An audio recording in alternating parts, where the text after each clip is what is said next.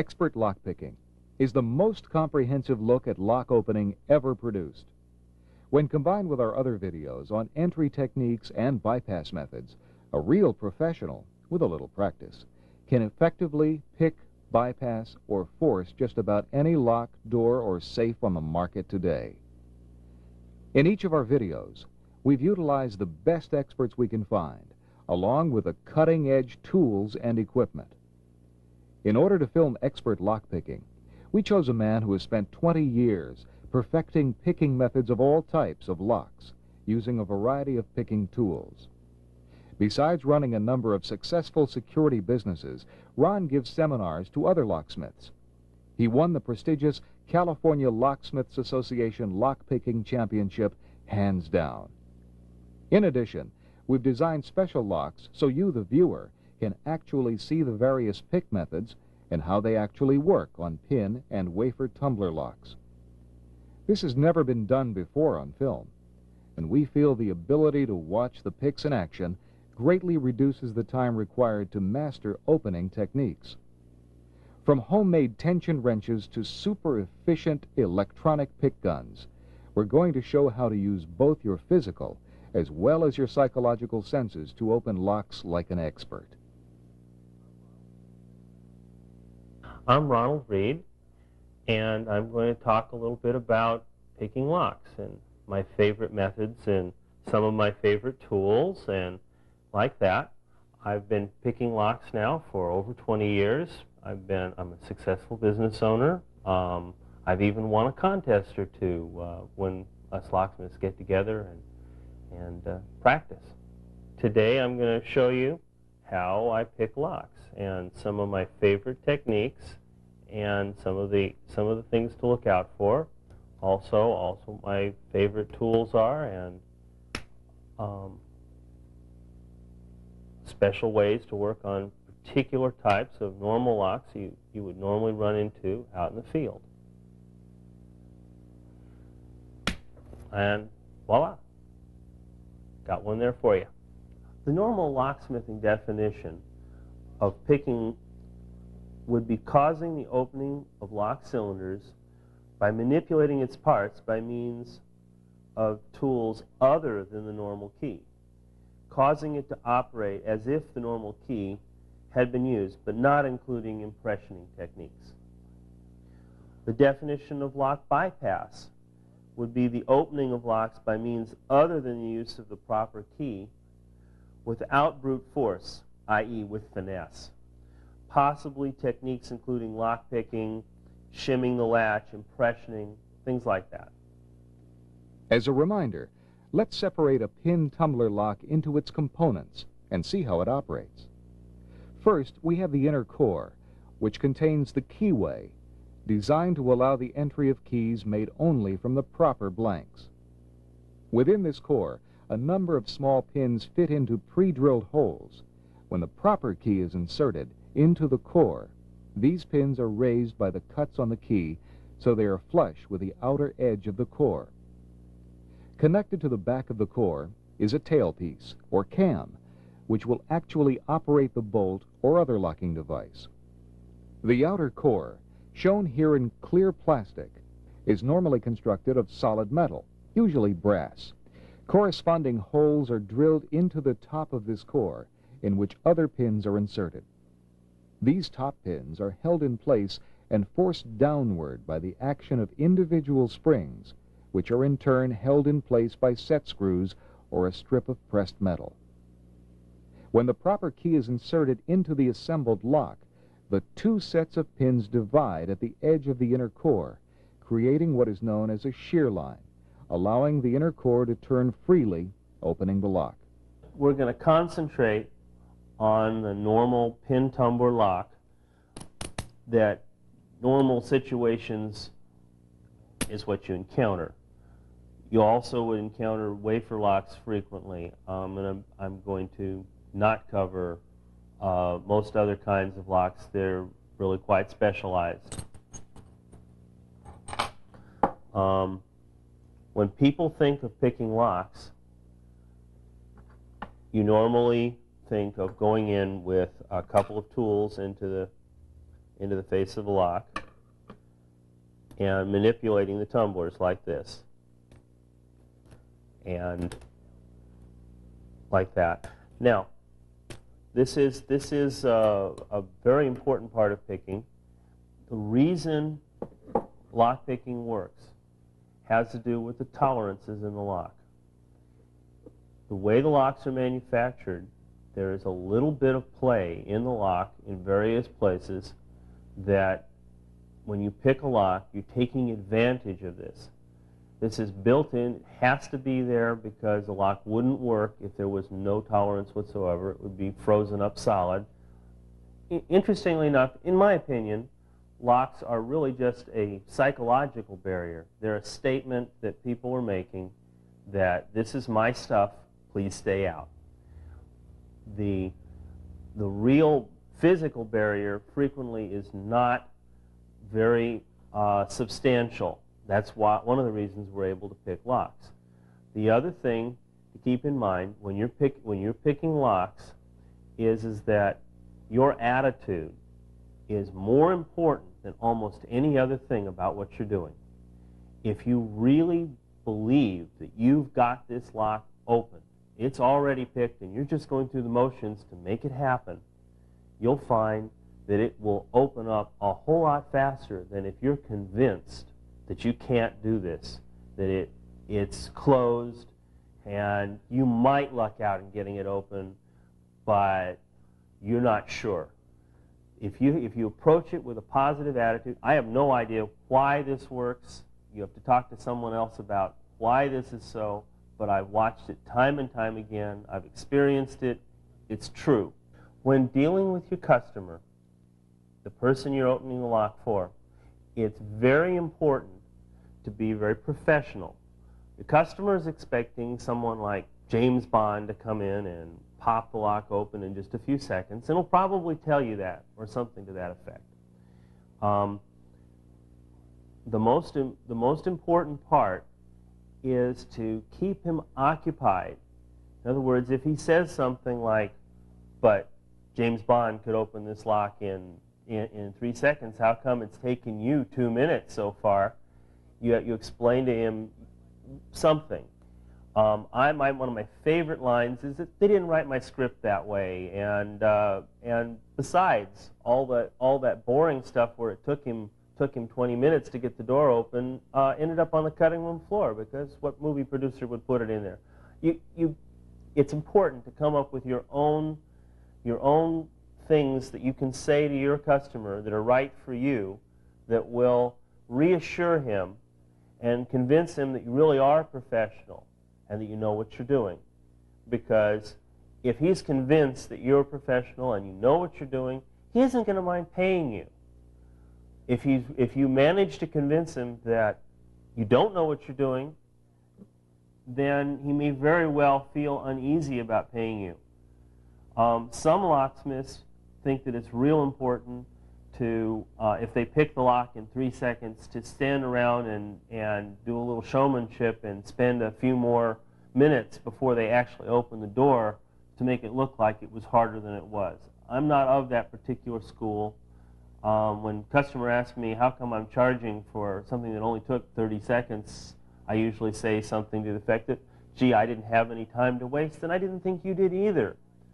You know, and imply that a real professional sometimes is able to do it this quickly and should be paid for being that professional and being that good.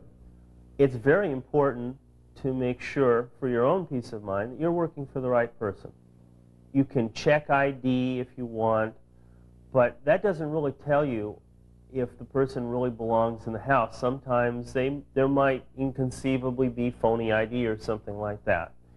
One of my favorite methods for just double checking this is oftentimes when a person is asking you to open their house, say, is that the answer is that the reason you're there is because the person has locked his keys inside.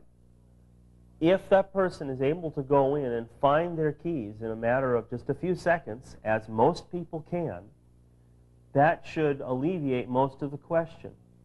I even know a locksmith that that when he feels uneasy, he goes to the kitchen, he points to a drawer and says, "What's in that drawer?"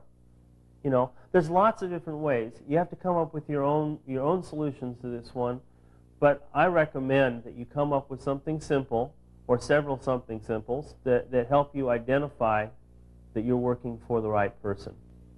When you're working for a customer, when you're opening their door, it's really quite important for you to keep in mind their space, because everybody feels really attached to their own home, their own personal space, and what you're doing is you're invading it. You're opening their door that they felt fairly secure about for whatever reason. You may very well be doing it because they asked you to. That's usually the situation. It's really quite important that you keep this in mind. I learned quite a long time ago, even if I'm working for like a good friend and they're asking me to let them into their house because they locked the keys inside, they feel uneasy about it. They feel, it bothers them to see you open their door in 60 seconds when it takes them that long to find the darn key. This is an example of a typical lockpick set. There's many different kinds of lockpicks available. There's the standard ones made by HBC out of spring steel. They come in a variety of thicknesses. There's ones made out of stainless by Right-Hand with plastic handles. There are ones made by Lab with no handles or add-on handles. There's one of my favorites. It's made by Majestic, if you can get them anymore, called Pickeys. There are homemade tools that you make yourself, and there's a variety of specialized ones like this dental pick made out of stainless by HBC. Okay, the advantages to a spring steel pick is that it is much more rigid. A disadvantage is that it's more likely to break. It also has to be made out of thicker, heavier material. The new stainless steel ones have a major advantage that you can make them out of thinner material. They're less likely to break, although they will bend. The handles on these Right-Hands happen to be my favorites, but other people feel differently about it. You have to pick your own. The way a tool feels in your hand is most important to you and very unimportant to your customer. Just a quick note on the differences that some of the manufacturers use in their tension wrenches, which we'll cover later. My favorites among the picks, whereas they were the Right-Hand picks with the plastic handles, my favorites among the various tension wrenches are made by the Lab company, because they make their tension wrenches rather stubby, so they just go in the front of the lock, and they also make different widths and thicknesses, whereas other manufacturers like HBC and Right-Hand tend to make lighter weight tension wrenches. Again, this is a matter of personal preference, and obviously lots of people do just fine with the lighter, less rigid types. This is my favorite tension wrench. You'll notice that I modified it from an HPC TR5, and all I did was basically shorten it just a little bit. That allows you to put it in the lock without interfering with the action of the first pin. My preferred position to put a tension wrench in a lock is at the top of the lock. And if you have a really long one, like this, you will interfere with the first pin. These are special tension wrenches made by HBC. They are particularly useful when you're first learning how to pick locks, although some people find them very useful even after they've learned how to do a good job of picking locks. They allow you to realize exactly how much torque you're putting on the core. They've got numbers on them, and you can put 1 ounce or 1 unit or 2 units or 3 units, so you can put light or heavy tension. And since what they are is 2 little pegs that stick out into the keyway, they're a spanner wrench type approach to applying torque on the lock. You can they stay out of your way while you're doing it. There are specialized tools for picking various kinds of locks. Your lock aid pick gun is one of the most common and most useful of these. You may not be able to find one of these, but I've had good luck with it. There are still probably quite a few of them around. I'm not sure the company's still in business anymore, but the Cobra electronic lockpick, the vibrator, has some distinct advantages. And there's a variety of specialized picks, tubular picks for ace-type locks, all the way up to very specialized lock reading picks, like the Lee tool here for opening certain safe-type locks. There's many different ways to pick a lock. One of the most traditional ones is going in and manipulating the tumblers one at a time, in and out with a hook-type pick. Another method is called riffling or raking, where you rapidly bring a pick in and out of the lock. Another whole class of picking is when you use vibration or impact to bounce the tumblers in the lock. A further method would be when you use a pattern type pick, where what you're trying to do is to imitate the pattern of the real key that really works the lock that you don't happen to have, and you imitate the function of that key. That comes in a variety of different kinds. There are computer wave picks, there are pattern keys, there's tryout keys, there's rocker keys. All of those are perfectly legitimate methods to open locks.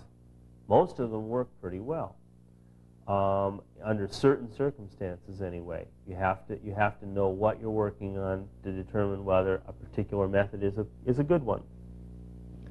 The first pick we see here is a typical hook pick, used for individually lifting each pin in a lock, or sometimes for raking the entire lock. Next is an example of a pick designed specifically for raking all the tumblers in one motion. The lock aid, or majestic pick gun, is another common tool included in the equipment of most locksmiths. These are all examples of rocker picks, or tryout keys. They're designed to open the lock by rocking the tumblers in an up and down motion. There's another whole class of lock-picking method that I call automatic impressioning. There's a number of methods that have been invented to utilize this concept. This one here was invented several years ago and was devised for picking Ford pin tumbler ignition locks. Basically what the person did is they attached a piece of rubber onto a key blank so that you insert it into the lock, apply pressure, and wiggle it, and the pin would impression its way into this soft piece of rubber. Another manufacturer has done the same concept, only they use a piece of tin foil, allowing you to actually decode the key once you get it out and make a key from the picked piece of tin foil. Another kind of lock pick that routinely uses this method is the ace type lock pick. When one of the ways it can be used is in the automatic impressioning mode, where what it does is, in effect, makes you a key for the lock. But it doesn't, you don't have to file on it, so locksmiths tend to think of it as picking rather as impressioning. There are lots of other ways to pick a lock. Some of them people would consider to be cheating. This is one of my favorites. It involves looking through the windshield of a car and reading the cuts off of the key that's dangling from the ignition. I consider that perfectly acceptable because it works. Here we have a cutaway lock, and you can see the top springs here. I've only got 2 of them in because it's going to be much easier to demonstrate it that way. And you can see how the lock works when you insert the proper key. As you can see, here is the break as the too high part of the key comes in place, where the break between the top pin and the bottom pin occurs. Okay, and when they're even, the bottom pin is flush with the top of the cylinder. It allows the cylinder to turn. Okay. When you go to pick the lock, what you do is you put your torque wrench in and turn, and you insert your pick, and you lift each tumbler up to that same shear line. And if you're lucky, you can hear it or feel it click in place like it just did on that first one, and click in place on here on the second one. In this artist's conception, we can see the lock is picked by freeing the shear line, allowing the core to rotate. When I'm showing a new apprentice how to pick a lock, the first thing we do is we take the lock and we disassemble it, and we take out several of the tumblers. Usually I take out all but 1, maybe 2, for starters. It's real important that when you're learning how to do something, you learn how to do it right. And especially if you're trying to learn how to do something new and hard, like this high security ASA is a really good example. If you were going to learn to pick this lock, you would not do it fully loaded. The most logical way is to do it almost unloaded. When there's only 1 or 2 tumblers in a lock, almost anybody can learn to pick it. It's really simple. And that way you get started with the right technique, one that works. Okay? So I strongly recommend anybody who's starting out learning how to pick locks to, do like I say, remove all but 1 or 2 of the tumblers, and then as you get really, really good at doing it with 1 or 2 tumblers, then you can graduate and add 3, 4, and finally put all 5 or 6 of them in there. This is a very, very important part if you're going to practice picking locks at home. Because if you don't do this, what will happen is that you will be using a technique that's ineffective, and you won't realize it, and you'll get frustrated and failure prone. Next, we're going to demonstrate some picking techniques on the clear lock, which we designed for this video. Here I'm going to try picking this specially constructed plastic lock where you can actually see the tumblers move with 1 pin at a time technique. And you can see I'm going down there, I'm finding the tight tumblers and pushing each one of them into position. If the audio is working good, you can actually hear the click. If you look carefully, you have to be careful because on this, like one of these tumblers, I've actually overlifted it. And if you look carefully, you can see that it's up too high. This lock will never open. So you have to start over again and go in and find that the tight tumbler, the one that will lock into position first, and get it to move up to the shear line.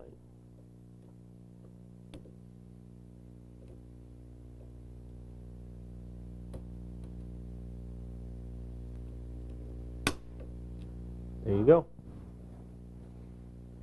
Here we're going to try raking the plastic demo lock.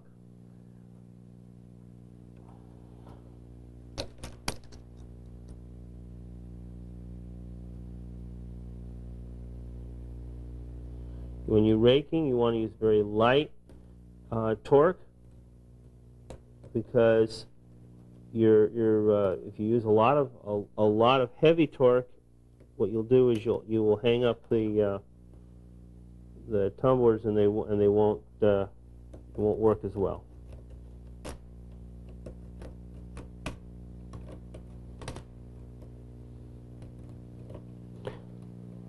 Again, one of the advantages of a clear lock, I can see when I've overlifted it and I have to start over again. Something I've always wanted to be able to do when I'm out in the field.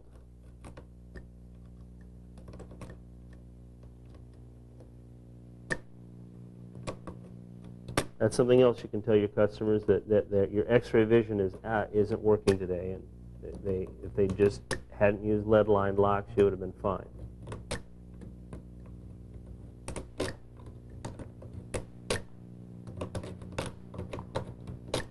In case you hadn't guessed, raking on pin tumbler locks is not my favorite method for opening them. Even when I'm using a rake, I tend to use the one pin at a time method. I'm going to try the vibrating Cobra pick on this plastic demo lock.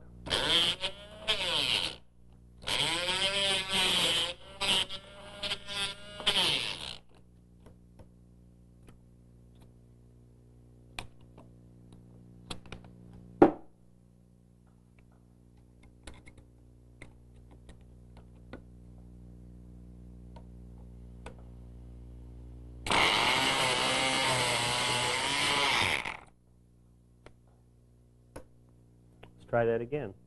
We're going to try the vibrating Cobra pick on this plastic demo lock.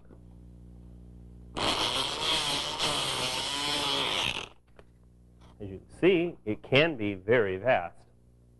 Now, let's look at some of the same techniques from a different angle. I'm going to pick this one pin at a time. Let's see what happens.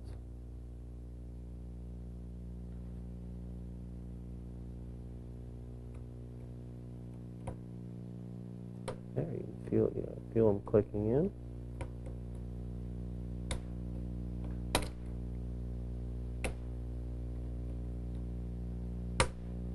There we go. Got the X-ray view. Okay. Now I'm going to try it with a gun.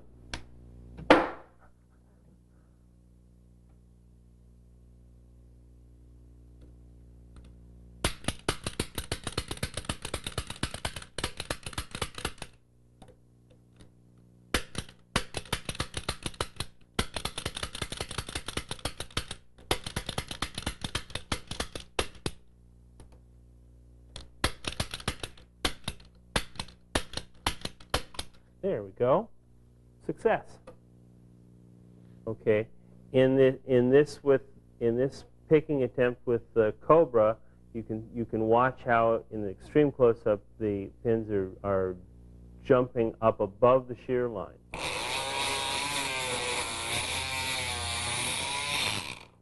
There you go.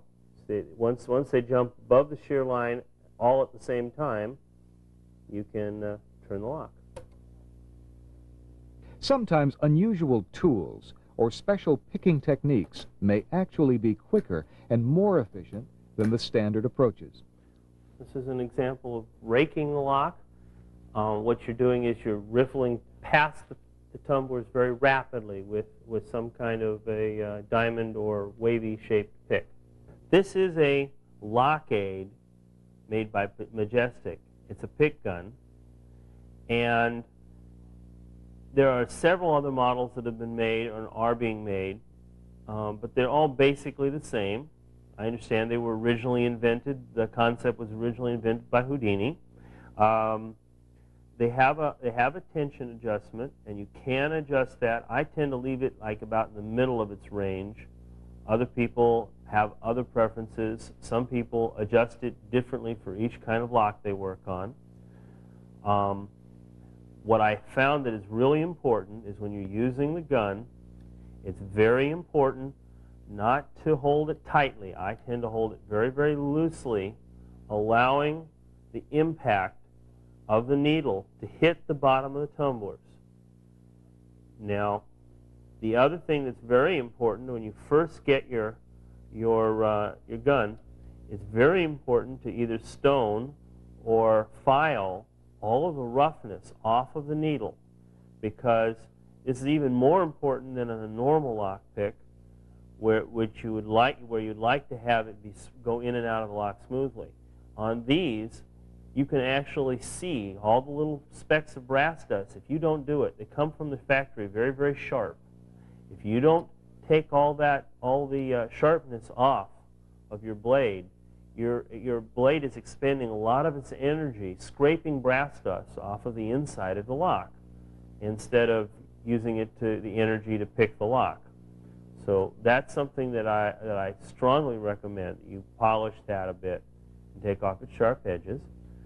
The way one of these things works has been explained. It's very similar to two billiard balls. If you hit two billiard balls that are touching each other, the first one stays where it is and the second one jumps away. The same thing happens when you hit the bottom pin tumbler in a pin tumbler lock. The top pin that's sitting on top of it jumps up while the bottom one still stays in the bottom of the lock. This only lasts for a very, very short period of time, but it's enough to, if you're putting light torque on the keyway, to get the lock to turn. That's the concept of how one of these things works.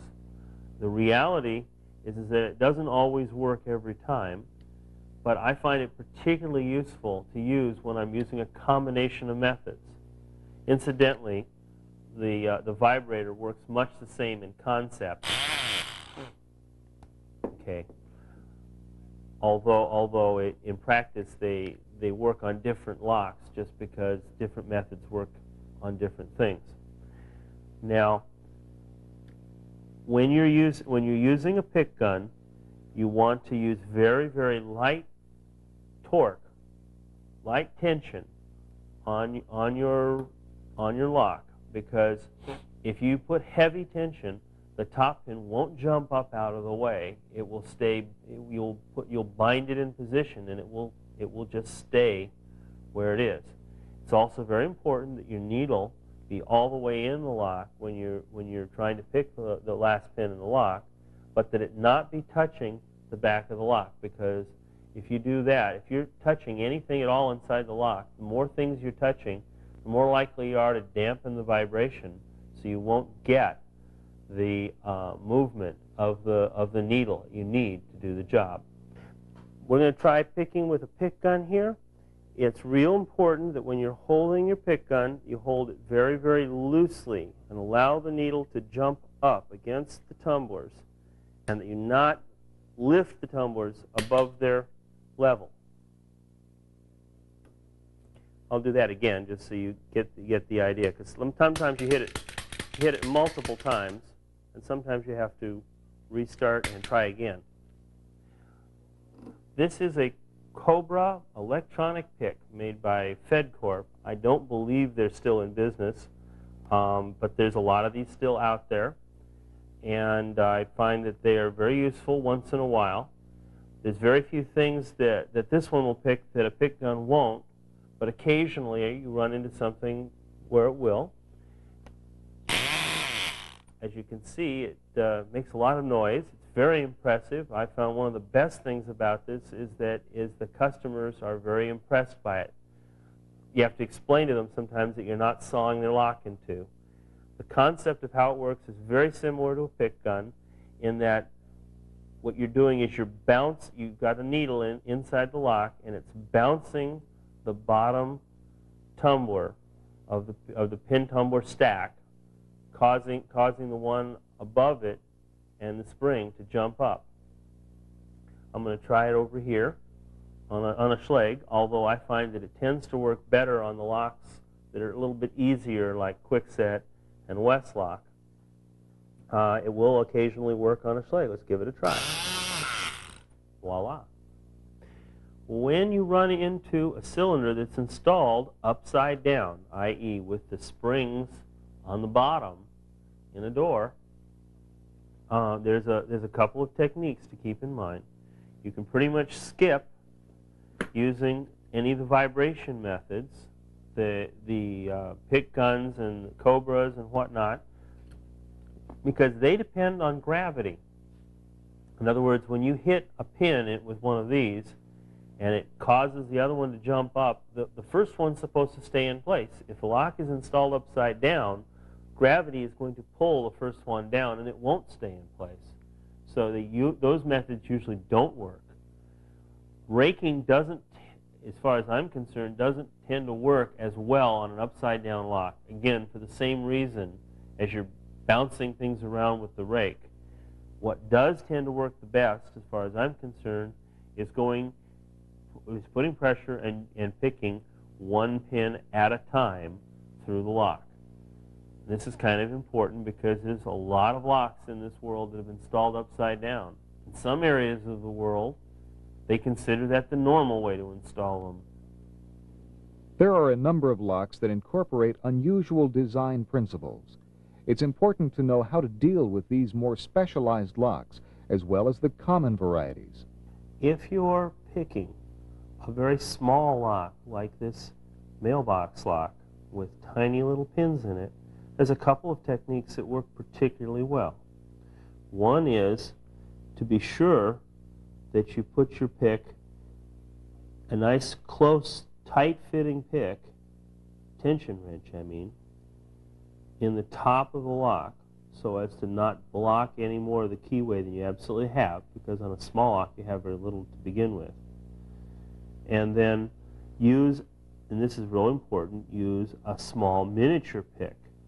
At one point I thought that these were almost impossible to do until I ran across these blue-handled miniature picks that Right-Hand makes, and Lab makes similar ones, that are like about 20% smaller or something than regular picks. And I found out that when you're working on small locks, if you use small picks, it works better. If you have to open a double-sided Chicago-type lock, some of the best things you can do would be to get a spanner-type wrench, either the rigid spanner-type wrench or the tweezer spanner-type wrench. HPC makes some good models of these. And you put it in so that it doesn't get in the way of your lockpick, so you can get in at both sides of the double-sided keyway. And that way you can alternately rake the lock from both sides. It's handy to use a double-sided type pick so that you don't have to turn it over and use each time you switch sides. Something else that works fairly well is these special HBC tryout key type wrenches. The idea with these is that you put them in and you gently rock them and basically imitate the key. Since there are very few key patterns for these, they're usually fairly successful. Where they're particularly useful are on those locks where they have to be opened by an unscrewing motion. If you use something that imitates the key and you have to unscrew the lock 10 times, you in effect would have to pick it 40 times because it locks up every quarter of a turn. So once you've picked it and you've found just the right tool and how to hold it, you can probably get this thing open in a small fraction of the time it would take by normal picking methods. Okay, you know these are Schlage wafer locks because you look at the keyway and it's shaped like the letter W or the letter A, depending on which of the two keyways it is. When I'm picking a Schlage wafer lock, I usually use some kind of a rake. In this case, I'm using the DeForest Diamond. You'll notice that was a fairly simple, easy thing to do. Other ones that would make a lot of sense to use would be any of the double-sided rakes, like that have a pattern on both sides so you don't have to remove it and flip it over.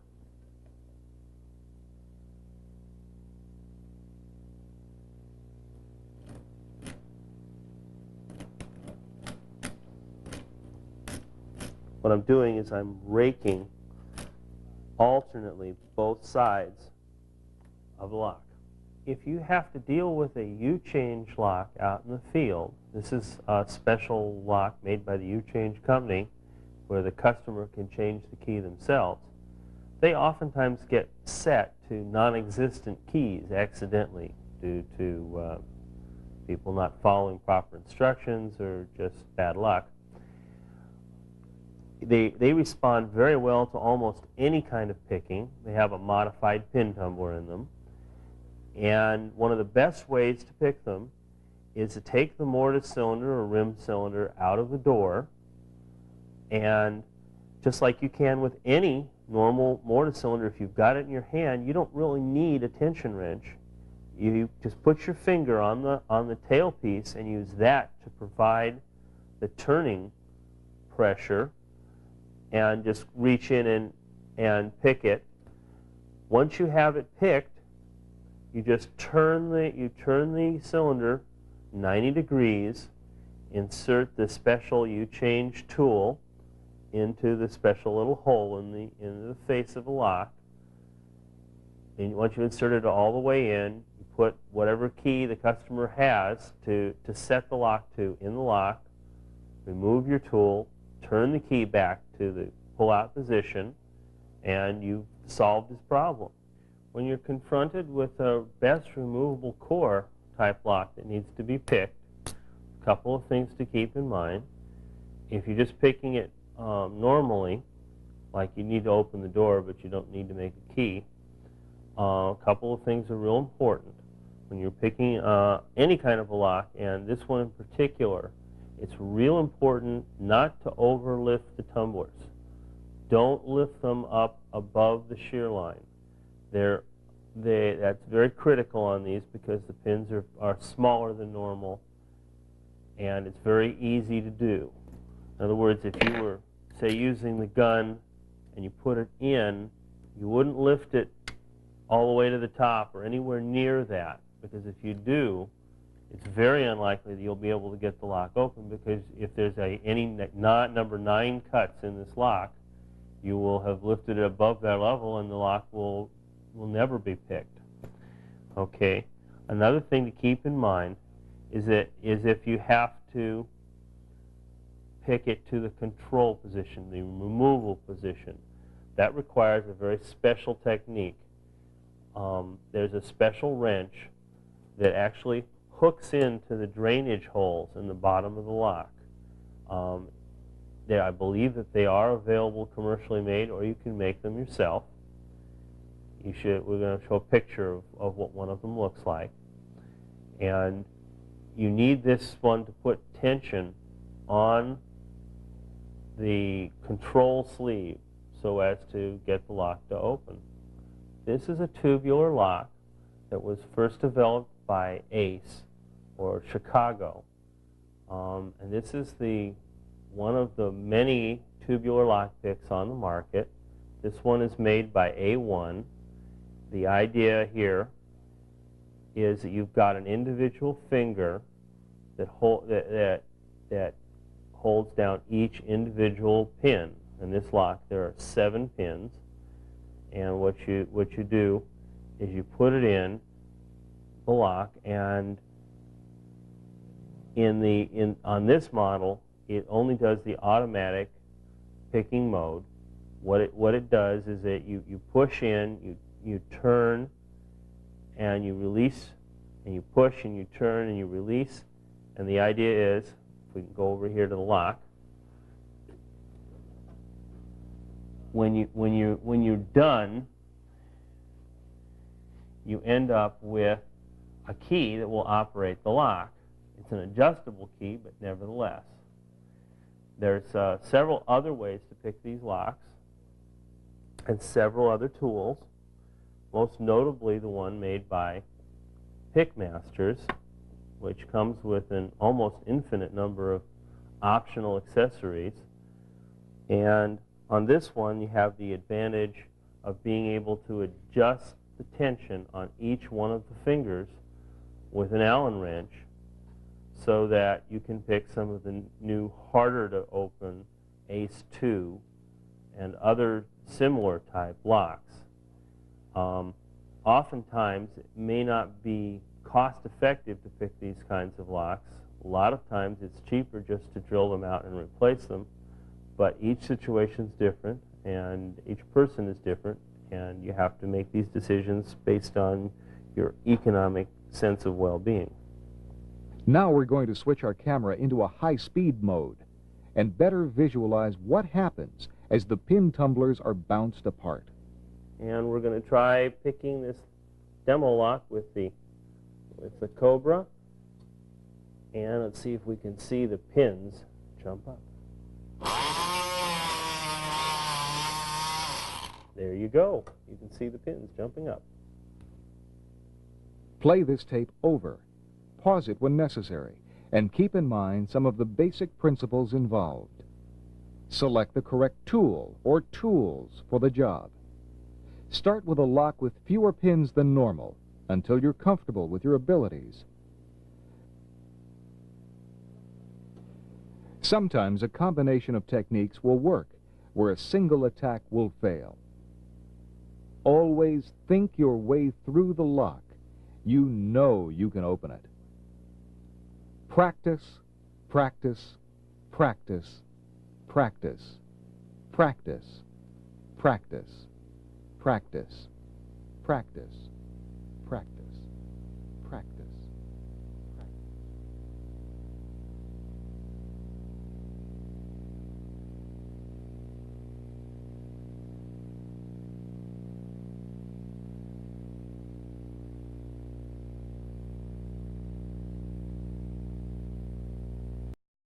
Expert lockpicking is the most comprehensive look at lock opening ever produced. When combined with our other videos on entry techniques and bypass methods, a real professional, with a little practice, can effectively pick, bypass, or force just about any lock, door, or safe on the market today. In each of our videos, we've utilized the best experts we can find, along with the cutting-edge tools and equipment. In order to film expert lockpicking, we chose a man who has spent 20 years perfecting picking methods of all types of locks, using a variety of picking tools. Besides running a number of successful security businesses, Ron gives seminars to other locksmiths. He won the prestigious California Locksmiths Association Lockpicking Championship hands down. In addition, we've designed special locks so you, the viewer, can actually see the various pick methods and how they actually work on pin and wafer tumbler locks. This has never been done before on film, and we feel the ability to watch the picks in action greatly reduces the time required to master opening techniques. Going in with a couple of tools into the face of the lock and manipulating the tumblers like this and like that. Now, this is a very important part of picking. The reason lock picking works has to do with the tolerances in the lock.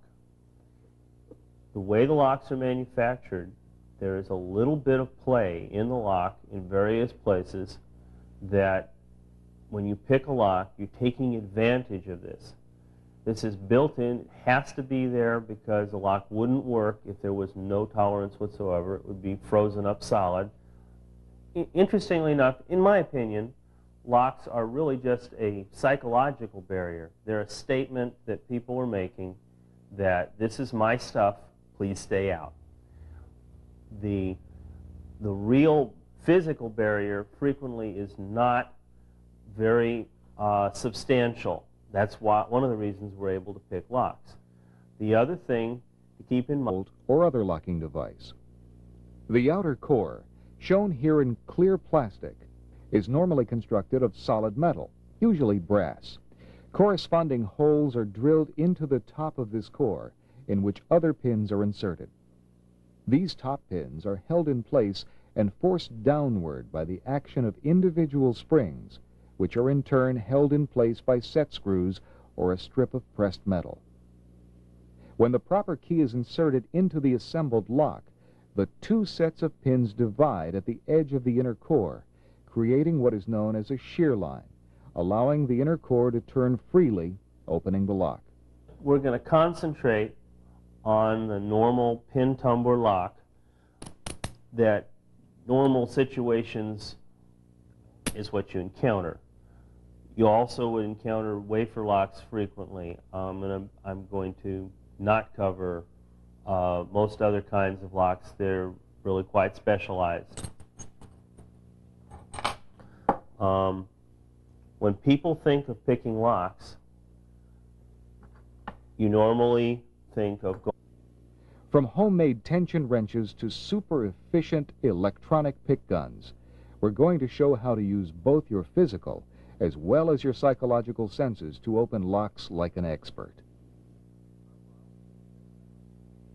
I'm Ronald Reed, and I'm going to talk a little bit about picking locks and my favorite methods and some of my favorite tools and like that. I've been picking locks now for over 20 years. I'm a successful business owner. I've even won a contest or two when us locksmiths get together and practice. Today I'm going to show you how I pick locks and some of my favorite techniques and some of the things to look out for. Also my favorite tools are and special ways to work on particular types of normal locks you would normally run into out in the field. And voila, got one there for you. The normal locksmithing definition of picking would be causing the opening of lock cylinders by manipulating its parts by means of tools other than the normal key, causing it to operate as if the normal key had been used, but not including impressioning techniques. The definition of lock bypass would be the opening of locks by means other than the use of the proper key without brute force, i.e. with finesse. Possibly techniques including lock picking, shimming the latch, impressioning, things like that. As a reminder, let's separate a pin tumbler lock into its components and see how it operates. First, we have the inner core, which contains the keyway, designed to allow the entry of keys made only from the proper blanks. Within this core, a number of small pins fit into pre-drilled holes. When the proper key is inserted into the core, these pins are raised by the cuts on the key so they are flush with the outer edge of the core. Connected to the back of the core is a tailpiece, or cam, which will actually operate the bolt